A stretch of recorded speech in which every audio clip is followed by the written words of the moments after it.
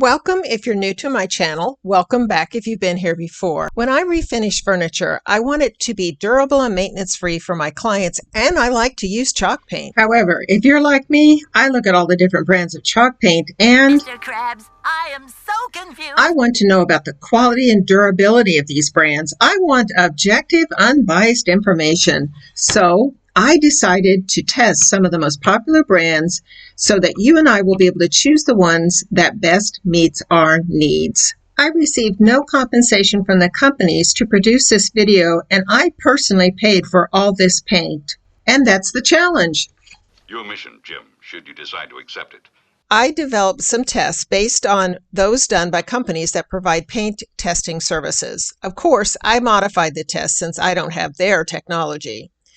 Now, the next part of this video is maybe boring for some of you, but I'm kind of a nerd, so I kind of like that part. However, those of you that don't like the details of how I did the testing, you might want to go get some popcorn and a soda. That'll make it a little more palatable as you watch it. I didn't want to show any bias toward a particular paint, so I put the paint in new jars and identified them only by numbers. Therefore, this was a blind test. This is Coke. Coke? This is Coke. I used the color white of all chalk paint that was used in this test. One of the paints, in fact, was a DIY recipe. I was especially curious about how it would hold up next to the commercial brands. For a real-world experience, a 35-year-old stained and sealed pine dresser top was used for this base. I sanded off a strip of the old finish to evaluate the chalk paint's ability to cover bleed-through. And then I sectioned it into equal blocks. A black strip was painted with Waverly chalk paint. Do you need a refill of popcorn?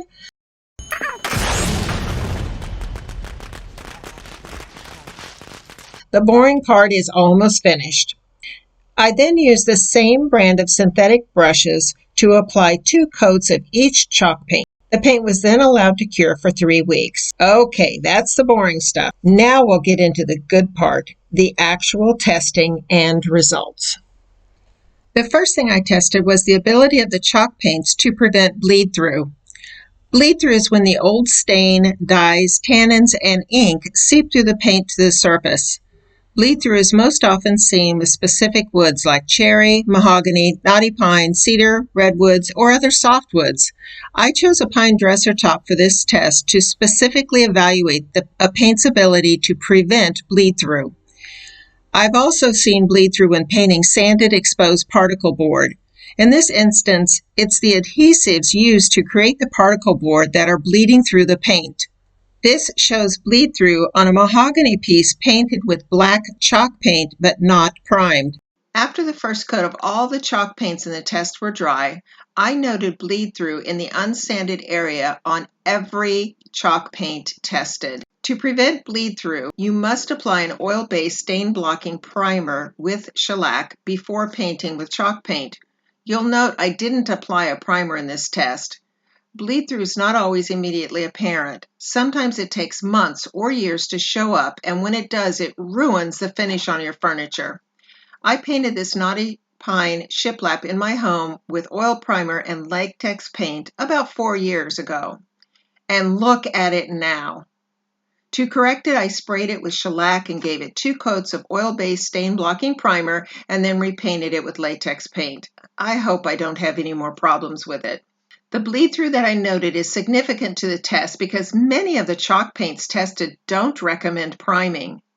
I always recommend priming furniture with a stain-blocking, oil-based primer if you're going to be painting it white or a lighter color. After I applied a second coat of chalk paint, none of the paints had bled through.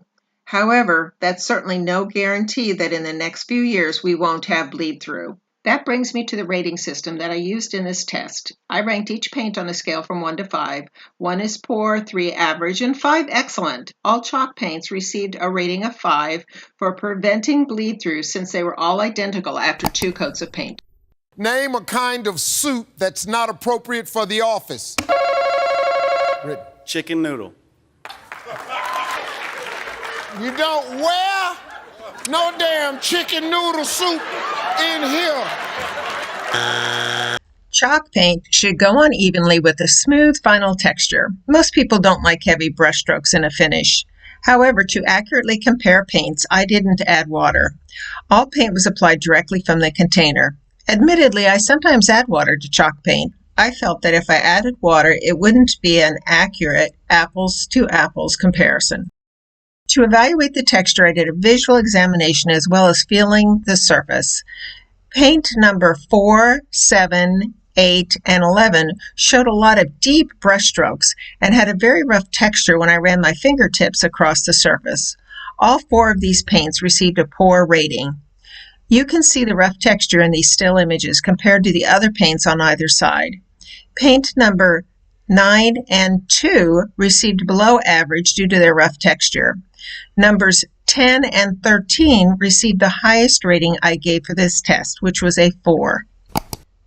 I'm certain you're anxiously awaiting the final results of this chalk paint head-to-head comparison. Just keep watching. It goes without saying that the reason you paint furniture with chalk paint is to cover the existing finish, and the less coats of chalk paint you have to apply, the less time it takes to finish a project and the less paint you have to buy. So the next test was to determine how well the chalk paints covered the finish in 2 coats.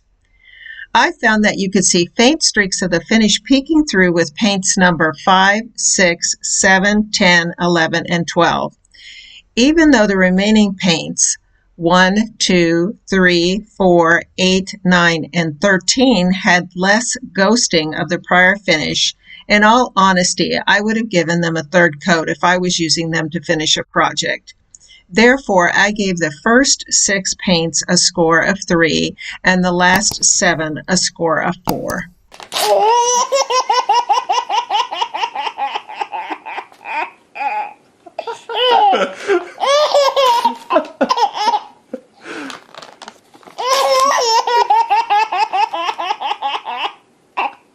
A better way to determine how well a paint covers a finish is perhaps evaluating how well it covers black paint. I found that all 13 of the chalk paints were about the same, except number 2. It clearly did a better job. Therefore, paint number 2 received a score of 4, and the remaining paints received a score of 3. You guessed it. The next test is the scratch test. To me, the durability of the paint I put on a piece of furniture is very important. Therefore, I was especially curious about the results of the scratch test. Of course, I had some very costly and unique items to perform this test. I used a hard plastic pen to try to scratch the paint. Even though I applied quite a bit of pressure on the surface and actually indented the wood in some areas, I did not scratch the paint. Therefore, all 13 paints received a good rating of 4.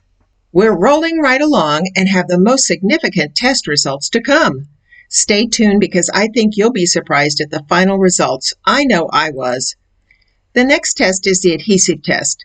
This is a well-known test among paint manufacturers to determine the adhesive quality of their paint. In other words, how well it sticks to the surface. I followed the same procedure paint testers use. The only difference is that I didn't have access to their special tape. Instead, I used packing tape. I made crosshatches, like a tic-tac-toe, on the surface through the paint to the wood, and then placed a piece of tape on top. After 90 seconds, the tape was removed. As you may recall, all of the paint was cured for 21 days. When making crosshatches with the razor blade, some of the paint came off. I didn't count this against the given paint. I only considered how much, if any, paint was removed when I took off the tape. As you can see, most of the paint remained unaffected. However, number 2 showed a little paint removed by the tape, so I gave it a rating of 4. When I examined the tape from paint number 8, it appeared that paint from the surface was removed by the tape. I saw this with no other paint, so I considered it important and therefore downgraded paint number 8 to a 3. I was very surprised when a huge chunk of paint was removed by the tape from paint number 10. Therefore, I gave paint 10 a rating of 1. Name something that follows the word pork. You pine. Huh? You pine!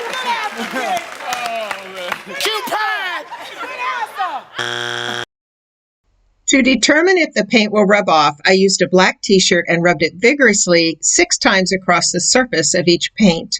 Most paints did only average, so they received the highest score I gave for this test, which was a 3 rating.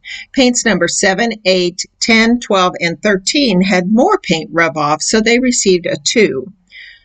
However, paint number 11 had significantly more paint rub off, so I gave it the worst score of a 1. I should note that all chalk paints recommend a top coat or wax to protect them.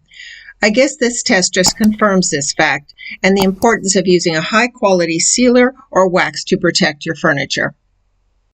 I performed a total of 9 tests on these 13 name brand chalk paints, including a DIY recipe chalk paint. That means I only have the results of 2 more to share with you before you get the final results. Keep watching, you're almost there. The next test is to evaluate the durability of the chalk paint. Cure times varied with the chalk paints tested. All of them claimed to be fully cured within 2 to 21 days. Therefore, they've all reached their maximum hardness and durability at the time of this test. The results of this test really surprised me. It's been my experience that when chalk paint is cured, it's hard to remove. In fact, recently, I delayed in removing chalk paint from some hinges, and I had to use paint stripper to finally get it off. For this test, I wet a black t-shirt with tap water and rubbed it vigorously across the surface 6 times. The majority of the paints had a faint sign of the paint on the cloth, so they were given a 3 rating. Paints number 2, 4, 5, and 8 had even more paint apparent on the cloth, so they were given a 2 rating. However, 3 paints showed a significant amount of paint on the cloth. These were paints 3, 7, and 11. You'll note that paint 11 also did poorly on the dry rub-off test. 1 paint surpassed all others. That was paint number 10. It only had a slight shadow of the paint noted on the cloth, so it was given a 4 rating. We made it to the last test. Are you just barely hanging on as you anxiously await the reveal of the names of the paints and the ratings? As I said at the beginning, this was a blind test, so I didn't even know the brand of the paint associated with each number as I was performing the tests.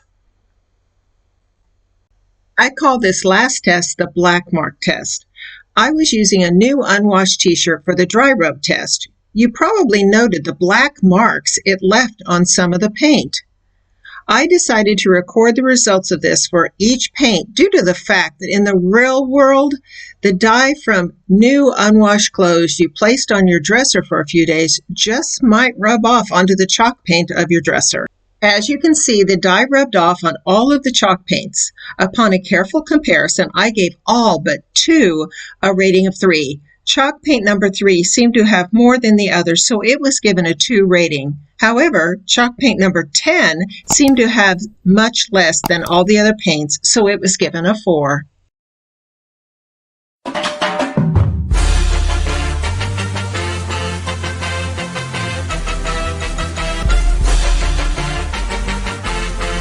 Yes, indeed, it is time for the big reveal. Here is the list of all the paints associated with their numbers used in the test as well as their scores. This graphic is available on my blog and the link is in the video description. Here are the scores totaled for each paint. I'll let you judge the paints for themselves and come to your own conclusion.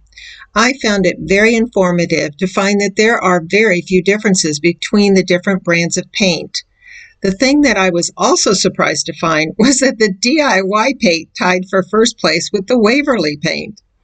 The DIY recipe that I used was posted in this video, but it too is on my blog. I hope you found this side-by-side comparison helpful in selecting chalk paint for your future makeovers.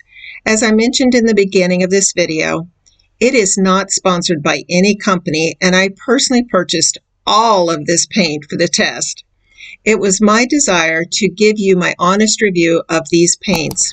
It was a lot of work on my part to perform these tests, so I certainly would appreciate it greatly if you would give this video a thumbs up and even better, show your support and appreciation by subscribing to my channel. I have many more creative furniture makeovers and reviews coming in the upcoming weeks and months. In fact, I have a link to another video with some pretty interesting information about how to refinish furniture and flip it for a profit. That video will point you in the right direction to make money flipping furniture. In the meantime, I wish you happiness and peace.